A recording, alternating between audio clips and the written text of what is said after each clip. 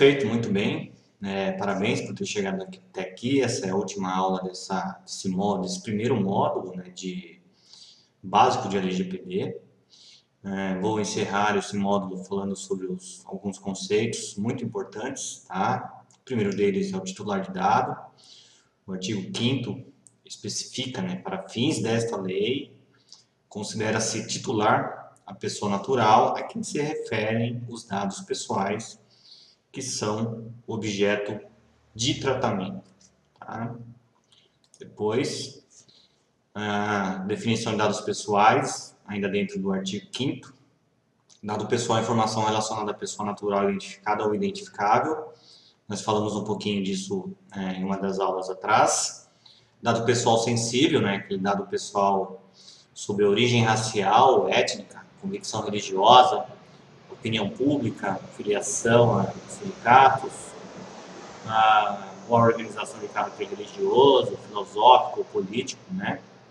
Dado referente à saúde e à vida sexual, dado genético ou biométrico, né? Quando vinculado a uma pessoa natural.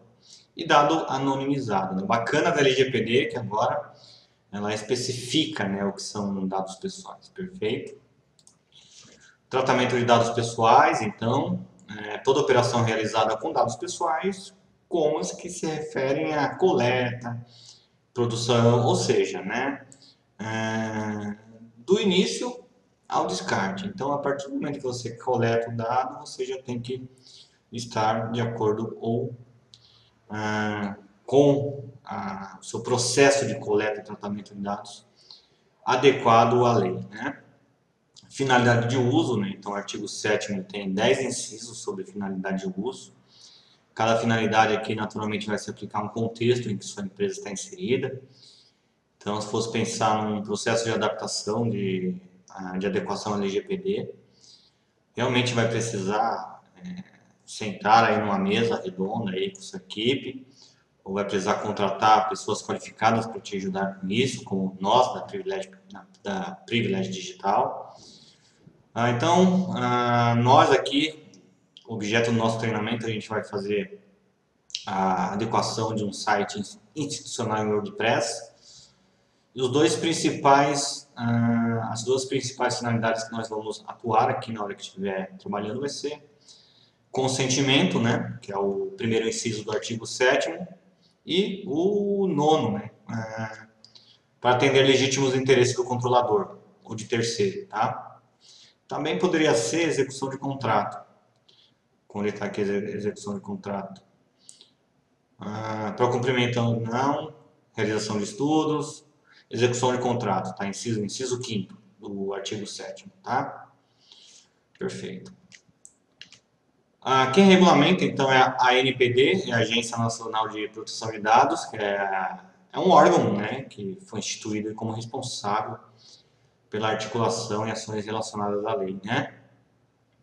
Então aí tem aí os representantes da LGPD aí, são 23 representantes, né?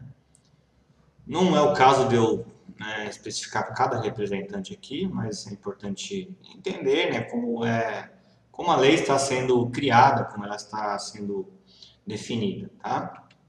E as sanções também serão aplicadas pela LGPD, melhor dizendo, pela ANPD, e ela prevê advertência, né, com indicação de prazo para adoção de medidas corretivas, multa simples de até 2% do faturamento, tá, da pessoa jurídica de direito privado, limitada a 50 milhões de reais por infração, tá?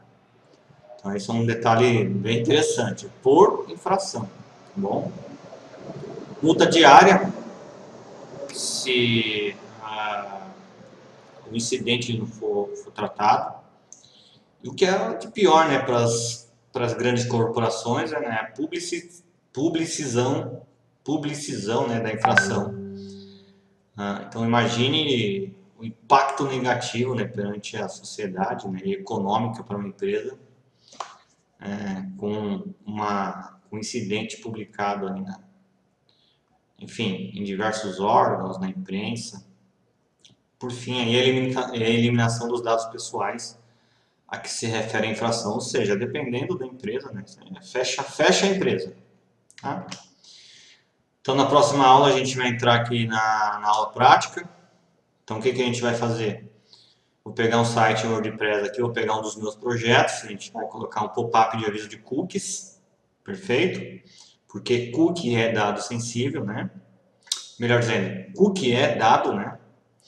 A gente vai criar uma página sobre a política de privacidade, a gente vai fazer uma página de termos e condições, a gente vai criar um mecanismo para dar a opção do usuário apagar os dados, opção do usuário requisitar os dados, alterar os dados e o consentimento do usuário para guardar os dados, além de um mecanismo de aviso de violação de dados, tá bom? Então, na próxima aula aí, espera-se que você tenha aí um WordPress instalado, funcionando, com o servidor tudo redondinho. Você vai precisar, no decorrer da aula, fazer a aquisição de um plugin, tá? Eu vou apresentar 2 plugins que eu gosto de utilizar. O primeiro que eu vou usar é um plugin mais rápido, mais simples, um outro plugin um pouquinho mais complexo, mas os dois atendem, tá? Ao objeto, né? Aos requisitos mínimos que um site precisa ter de acordo com a lei, perfeito? Então aguardo você na próxima aula.